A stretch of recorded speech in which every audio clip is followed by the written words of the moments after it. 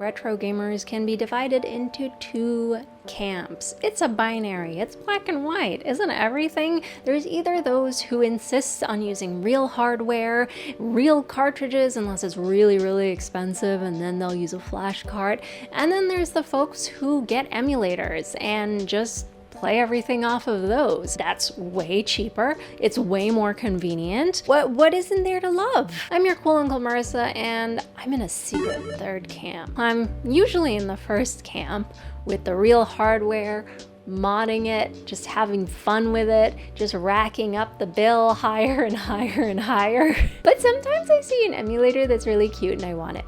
And that's what happened to me with the Miyoo Mini Plus, which I have a sort of video on because you guys really wanted one, but I didn't know what to say. So when I heard that Miyoo was coming out with a new unit, I was kind of excited because I was like, you know, the Miyoo Mini was cute, the Miyoo Mini Plus was cute. This has got to be cute, right? And it's horizontal, so that's neat. But then they came out with like a pretty gaudy looking thing. I don't really know what the logic was there, but the scoundrels at Anbernic, they were watching this all unfold and they released their own. That is the Anbernic RG28xx. The Anbernic RG28, which is what I'm gonna call it, is super cute. The colors it come in are really cute. The design is really immaculate. Obviously, I fell in love with the off-white and pastel purple combo as well, and I had to have it. So when the kind folks at LITNXT reached out to me and they were like, hey, do you wanna review and test and review the Miyoo A30? I was like, not really. Can I test the Anbernic one? And they were kind enough to say yes, and they sent me a review unit, and I've been playing around with it for a pretty long time. I mean, think about like when it was released. I think I got this a little bit after that. So it's been a while, and I just wanted to give you my thoughts on it as a person who's from the secret third camp. So this isn't going to be an overly technical review. It's going to be in the spirit of my Miyoo Mini Plus video, except more so I'm doing the review this time and really just answering the question, is it fun? Is it accessible? If you do want a super technical overview, I love Retro Game Core's videos on emulators. I barely buy them, but it's just his videos are so nice to listen to. And Taki Udon also does really good videos if you want to get down and dirty to all of the specs. But this is a more casual and down-to-earth kind of review of what I think about it as someone who doesn't really use emulators. Just some things off the bat that I'd like to quickly run through. First off, the OS. I think the thing that really made the Miyoo Mini Plus and even the Miyoo Mini for a lot of people was not even credit to Miyoo. It was credit to the community. It was Onion OS, an operating system that is friendly, accessible, comes with like a lot of different features that the stock OS doesn't come in, is fast. It's just all around really lovely, and it completely spoils you when it comes to firmware on an emulator. Now there's no Onion OS for the RG28, no. However, there are options. And I think you would want to look at the options because the stock OS, it is a bit laggy and slow. Also, I was having trouble with getting RetroArch to save my shaders or my just various other preferences. It would save some things, but not the others. And I realized that that had something to do with the fact that the Anbernic RG28 OS does have like these global settings that it puts on everything, and you can change them, but it's just like, I don't know, it's annoying. It takes away your agency, and it kind of does so at a cost of it being kind of just bleh as an operating system. So there are two operating system options for it right now. There's Knulli, I imagine, not Knulli, which is a branch of Batocera. The one I ended up using, the startup time is quite long, and we will take a look at that. But once you're in it, everything's really fast, and I really like it. I like the available like themes and stuff, and yeah, it's really neat. One thing that I did notice is that the stock Anbernic OS comes with like a music player and a video player, but I wasn't able to find those once I switched to Knulli. Now there is also MuOS, which a lot of people seem to love. I did not try it, admittedly, but when I was looking at them side by side just online, my heart called out to Knulli. Knulli, I believe, is in like an alpha stage, so it's not kind of like officially released yet, but that doesn't mean that it's full of faults. I didn't have any issues with it. The only noticeable thing was the startup time. But MuOS is supposed to be like a lot faster and a lot more no frills. So if you have the opportunity to test both, I would go ahead and do that. I was gonna try MuOS if I didn't like Knulli, but I really liked Knulli, so I stuck with that. Another thing that I did want to quickly note is the buttons. So I'd heard in one of the reviews for it that the buttons were too small and they wish that they were bigger. I feel like I say this in way too many videos, and I feel like I shouldn't have to qualify myself, but I'm not a dude with giant hands, so my experience is going to be different. And for me, the buttons are actually perfect, because while they are smaller than most other similar products, for example, they're smaller than the A30 buttons, they're smaller than like Game Boy Micro buttons, they are very raised, and because they're raised, they're very easy to press down on, and the rubber membrane feel is just also so nice. That's something that I like. You know, they're not clicky. They have a really nice bounce back. I don't get like sausage fingers or anything playing on it. I don't accidentally press buttons that I shouldn't be. If anything, they feel like they're the perfect size for a mini console. I also want to note that the headphone jack audio is really nice. It is clean. That's actually something conversely with the Miyoo Mini, not the Miyoo Mini Plus, but the Miyoo Mini. When I had it completely all the way down, I heard some like static. Now I have the Miyoo Mini version 3, so your mileage may vary based on what Miyoo Mini you have, but all that being said, it does have very clear audio. It also has HDMI out with a mini HDMI to HDMI cable being required, and I will have some samples of that as well. But yeah, let's get to it. Let's start with a quick hands-on look at the RG28. It's about the size of my hand, and it's just so cute. I love the colors, the button placement. I love the beveled speaker, the fact that the headphone jack is on the bottom left. It also takes 2 micro SD cards. This one is a no-name SD card. It's the larger one where you technically put all of your games. I say technically because both of the SD cards had the exact same things on them when I received it. And then this one, which is supposed to be for the OS only, is a rebrand of a Toshiba microSD apparently, so you should be good to keep that one. It would have been really nice if they went that extra step and had both microSD cards be, you know, reputable and things that you don't have to worry about data loss or anything like that. But one is a step in the right direction. As you can see, the buttons are quite elevated, which is really nice. It balances out the fact that they are small. Now to compare it with some other mini handhelds, we have the Game Boy Micro and the Miyoo Mini. It has the form factor of the Micro, but is a bit larger, and it's a bit larger than the Miyoo Mini, but slimmer. And a comparison with some larger pocketable devices. We've got the Miyoo Mini Plus, the Game Boy Pocket Color in my case, not that that affects the size, and the Game Boy Color. Booting it up, it does take some time. Once you're in the operating system, things are speedy bo-beady, but it does take a minute to actually turn on, and I'm gonna let that play out live just so that you can get an idea of the degree of patience that you would need.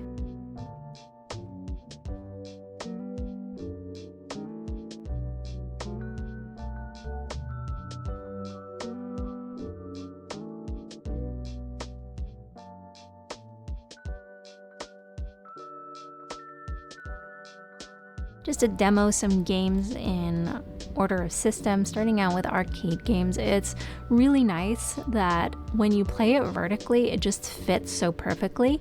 And given the horizontal design, it actually feels really nice the way that you can remap the controls. The only downside of this is, you know, you're going to remap the controls and then save it to the content directory or the core, but either way, you'll have to remap per game for either vertical games or horizontal games, which I think would give you a great reason also to curate your games list.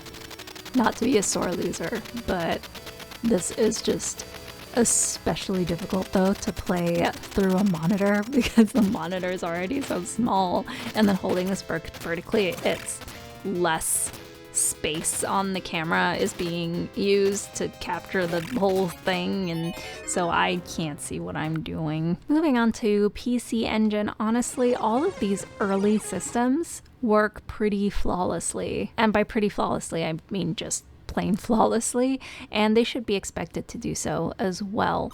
I also just really love how, because it has this 4:3 aspect ratio, any sort of game that you would be playing on a CRT, it adjusts perfectly. You're not getting a lot of like black bars or anything like that. That's something that will apply to, for example, Game Boy Color.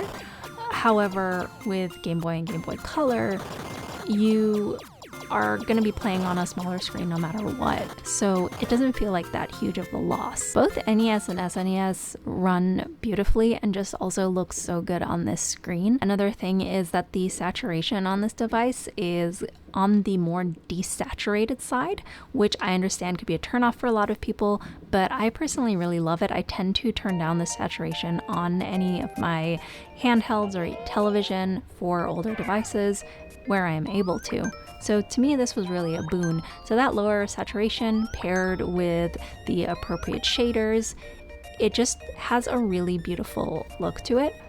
And with my Miyoo Mini Plus, I really love the perfect 240p shaders that I mentioned in that video, and I have linked in the description to that video.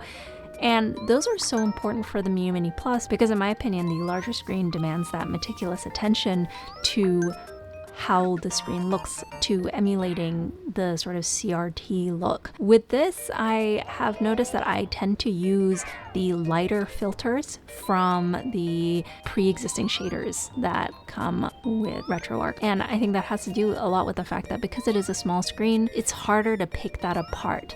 So as long as you have the general vibe going, you're good.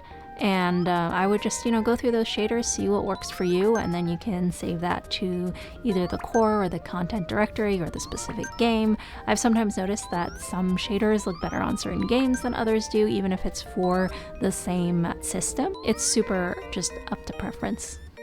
With Game Boy, this is where we get our first instance of black bars. Now, of course, you could get it to fill the screen if you are clinically insane. I have it with the black bars on the side, and the black bars honestly don't bother me that much at all because it does fill up the rest of the screen, vertically speaking. And as I mentioned earlier, Game Boy Color, they already have smaller screens, so you're not missing a ton. So I think it looks really wonderful. And in a way, I feel like the Anbernic RG28 is a bit like the Game Boy Micro that never sat right with me. Because yes, while I am still and will probably forever be on team real hardware, in terms of ergonomics and performance and just the display and everything, like Game Boy Micro falls really short these days, in my opinion. If you remember my story about how my acquisition of a Game Boy Micro went, that of course plays a lot into it. But I think if you have an itch for the Game Boy Micro, in the same way that I say if you have an itch for the Miyoo Mini, this could be a fantastic replacement for that. This could be enough to scratch that itch. I would say that this would scratch the Game Boy Micro itch. Speaking of, let's move on to Game Boy Advance. I think Game Boy Advance also fits quite at home with this device because the original Game Boy Advance was horizontal, and as is this, so it's a very natural hold for Game Boy Advance games. Now, big shout out to Retro Game Core. He talked about the custom aspect ratio to input for the Game Boy Advance, and I will show you those numbers right here. And this is because the Game Boy Advance just has a really weird aspect ratio.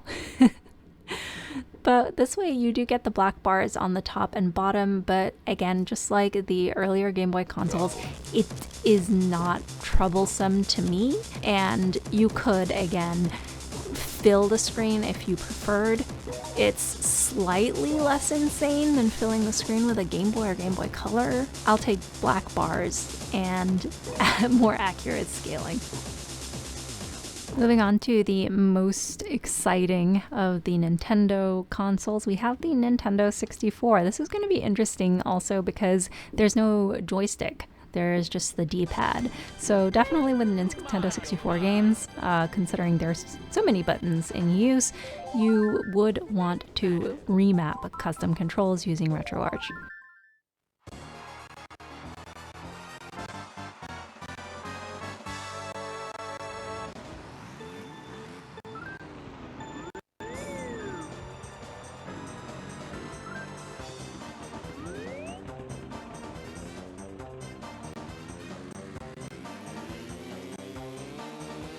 Now, I am by no means like super into the emulator device scene, so maybe this is just me showing that, but I was actually surprised at the performance of N64 on this device. So in the beginning, you might have noticed there is some lag, and the sound also is a little bit choppy, but it all kind of smooths out, and once I played the circuit, it was pretty smooth. So I think that this is fine, but I think that if you have the knowledge or just a moment to look up what the best settings are, you can probably optimize it even further. But for some reason or another, I was kind of expecting it to struggle a bit more. And to be frank, this one is not specifically a game that I think would really require a ton of remapping. It is doing great, and the D-pad also just feels really nice with the racing. And the main issue here is the variable of me. I am not very good at this. Conversely, Super Mario 64 is something that definitely requires a lot of button mapping, just because, you know, you're not just driving and sabotaging your fellow NPC players. So I would very much recommend remapping that. If for some reason you want to use an external controller, this does have Bluetooth support, so you could theoretically also do that. Full transparency, I have only ever played Mario 64 on my DS. I bought that game, and it was one of the few games that I had. It was the only Mario game that I had ever really played, and I played the heck out of it. So to me, this is not necessarily a step down. I have only recently realized that people regarded the Mario 64 DS as a step down, and actually when I went back to it recently to try to play it, I was like, oh, this feels really like janky. I feel like this is faster than the DS version, which makes sense, but just in case you're like, this seems like a terrible experience, I'm like, well, it's a little better than the experience I had with it. Alright, now we are going to jump over to Mortal Enemy Sega. I wonder who won that battle. And we're gonna go to the Sega Master System. Again, no surprises here. The same as the SNES and everything before that. It's the correct aspect ratio. Add a good shader, it looks good. The controls feel good. There's not really a lot that I can add here. I'm just showing this for the sake of showing it. One thing that I found interesting that happens with some of these is that the screen in some of the games is like a bit cut off. You can see with this game, the top pixels and on the left, they're cut off, so it looks like someone just took the screen and moved it to the right. I've noticed this happen with some games, but not all of them. And that's definitely an interesting thing. I'm not sure where exactly it comes from, if it was just the games handling CRTs differently. If anyone has the exact reason, let me know in the comments. But just in terms of what the solution would be for this, it would be going in and just messing with the settings, maybe setting a custom ratio. You can make these little edits in RetroArch if it bothers you, and you can apply it just on a per game basis. Over to my childhood console, the Sega Mega Drive. So we're gonna pull up some good old Sonic. We do have lag with that intro Sonic, but it doesn't affect the gameplay itself. And kind of like with the Mario Kart N64, I feel like there are probably some settings that you can possibly tweak to get rid of these little stutters like that and have a more universally seamless playthrough. Game Gear is another handheld, so again, this is gonna run perfectly smoothly. Nothing of note here, honestly. Not quite as nervous as with the N64, but I was a little bit interested in how Sega CD would perform, and once again, it is quite smooth, in fact.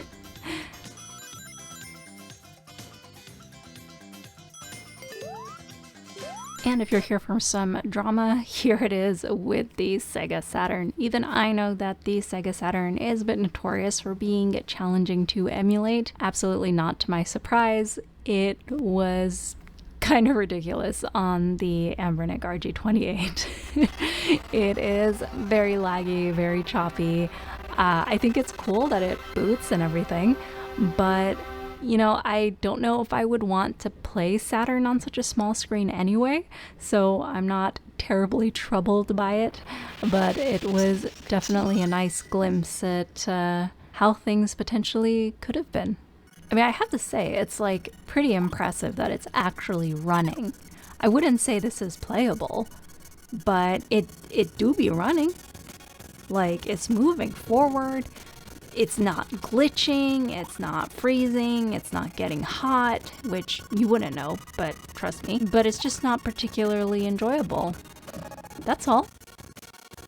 On to Dreamcast. Unfortunately, as of right now, with the May 30th public build, Dreamcast games do not run on Knulli. However, if you do want to support the project, you can support it on Ko-fi and get the current unreleased build, which implements the Flycast Extreme Core, which will then allow you to play Dreamcast games. Neo Geo games also were not booting for me, but the fix for that is actually completely free right now, and that is they do not go in the Neo Geo folder, they go in the MAME folder where your arcade games are. So as soon as you pop them in there, they're gonna work absolutely fine, and I'm not really gonna show that because they're gonna play as expected. On to PlayStation. PlayStation is also an easy one to run these days. Imagine saying that some years ago. And also the cool thing is that a lot of PlayStation games are totally fine to be played without joysticks. So everything runs smoothly, it's fun to play.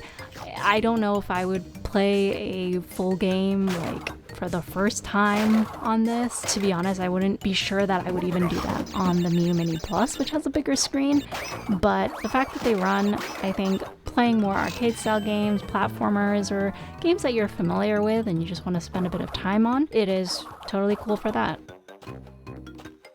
The RG28 also runs PSP games, which I guess it's neat. In the same way that like kind of DS games on it would be neat, of like, yeah, it works, but why would you do this to yourself? The aspect ratio is completely just, it makes the screen even smaller and everything's tiny, and even though it's a handheld device, to me it's kind of worse than playing a PlayStation game.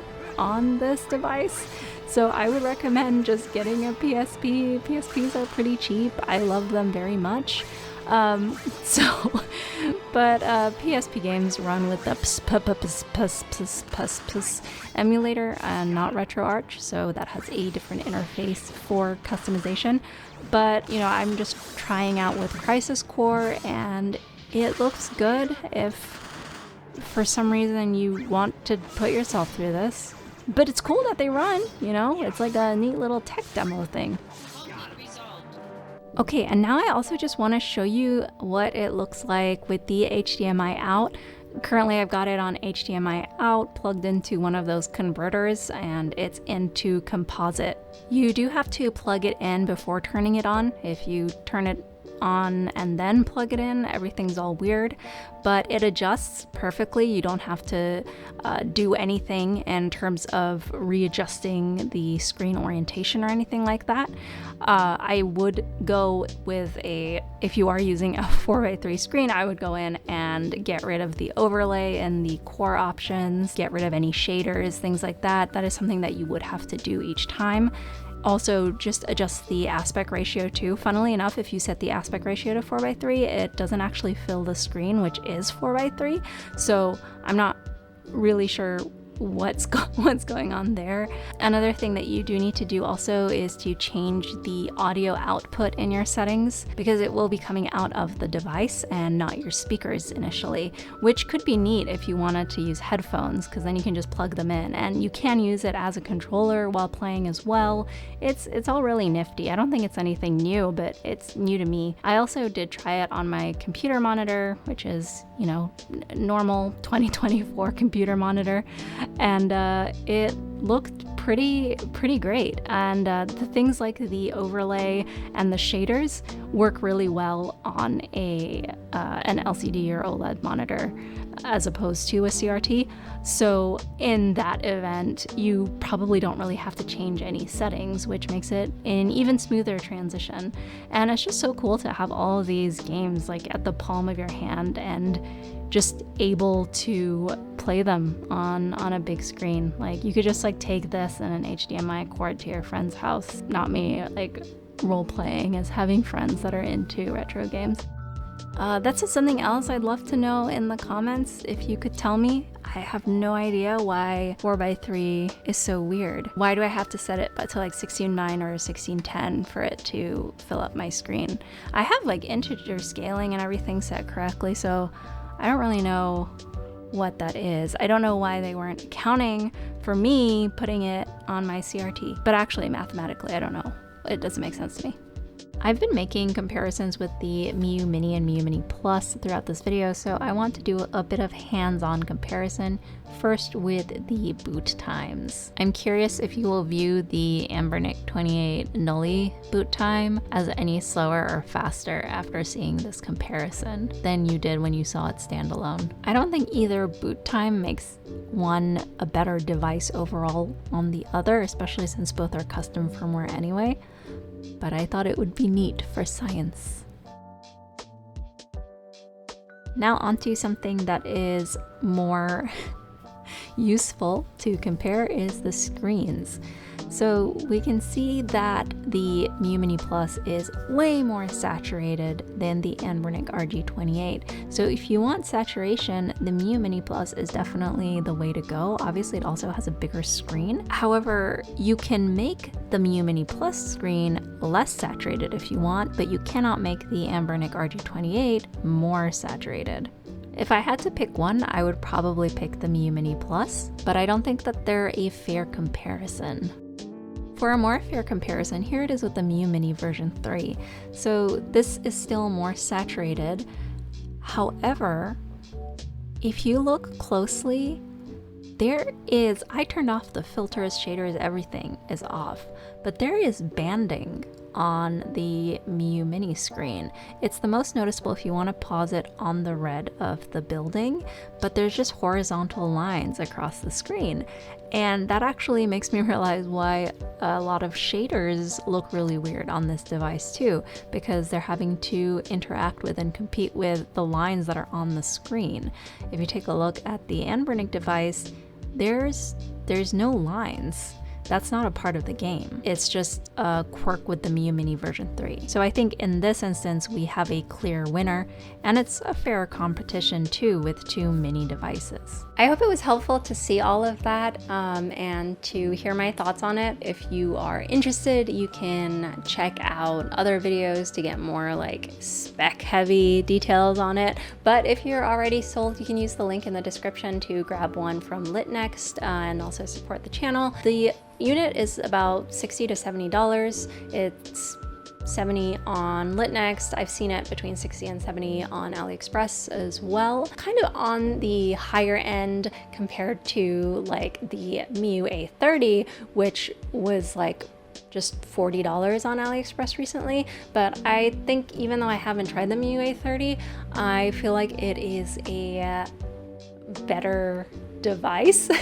I know, where do I get off saying that? And I think where I get off saying that is honestly because of the Miyoo Mini version 3 that I have. To like reiterate the findings of the comparison, this is just so much nicer, and it doesn't even have anything to do with form factor. Yes, the form factor is obviously nicer because it's horizontal, so it's more comfortable to hold, but just the experience with games, the colors, the audio, everything just feels a lot better when it comes to a mini handheld than on the Miyoo Mini version 3. Again, I can't comment on the earlier versions, but also those don't retail anymore. I don't even know if the version 3 retails anymore. So also, if you missed out on the Miyoo Mini and you have some FOMO and you have room in your life for like a mini handheld that is cute and also really functional, I would say that this is definitely an option to look at and a way to go. When it comes to arcade, Game Boy line games, even NES and SNES, it's fantastic. It looks really wonderful. For me, the less saturated colors are also a bonus because I always relate retro games to lower saturation, and I'm not this review is not like previewed or sponsored by anyone. Literally, like my Game Boy Pocket colors, I have like the saturation turned down to like 20 out of 30, and like I keep the brightness down because that's just my preference. If you prefer something more vibrant, then this isn't going to be for you. There's a lot of things at play. It ticked my boxes of, is it fun? Is it cute? Is it easy? And is it accessible? Accessible in that, you know, if you or someone you know can set it up for you with custom firmware and set up all your shaders and filters and everything else like that and your ROMs, then will you be good? Yeah, I think so. I think it checks all those boxes. It definitely gave me the same joy that the Miyoo Mini Plus gave, along with ticking the boxes that the Miyoo Mini version 3 did not. If you already have one, let me know what you think of it. Let me know if you have one, but you also had the Miyoo Mini. Were my observations like on point, or was it just like a version 3 thing? Also, if you have the Miyoo A30 in this, I would also be really interested in hearing what your thoughts are on the differences, because I do not like metal plating generally. I tend to go for like fun plastic colors. So I think even if the overwhelming response was the Miyoo A30 is the best device ever invented, I would have trouble convincing myself to acquire one. But yeah, really good job from Anbernic on this. This is my first Anbernic device. I'm a little skeptical of Anbernic overall, given their explosive RG28xx, both in terms of popularity as well as quite literally. So I hope this doesn't explode. I don't see any reason why it should. Please just be responsible. Thank you once again for being here and watching this video. That is very responsible of you. And thank you, as always, to my Ko-fi supporters, to anyone who's ever bought something from my shop, and of course, huge thank you to LITNXT for providing this unit to review and play with and keep. I don't know if I would have checked it out otherwise, but I am super glad that I was able to, so thank you very much. As always, I've been your cool uncle Marissa, and do not forget that cool uncle loves you, and I will see you in the next one. Bye bye.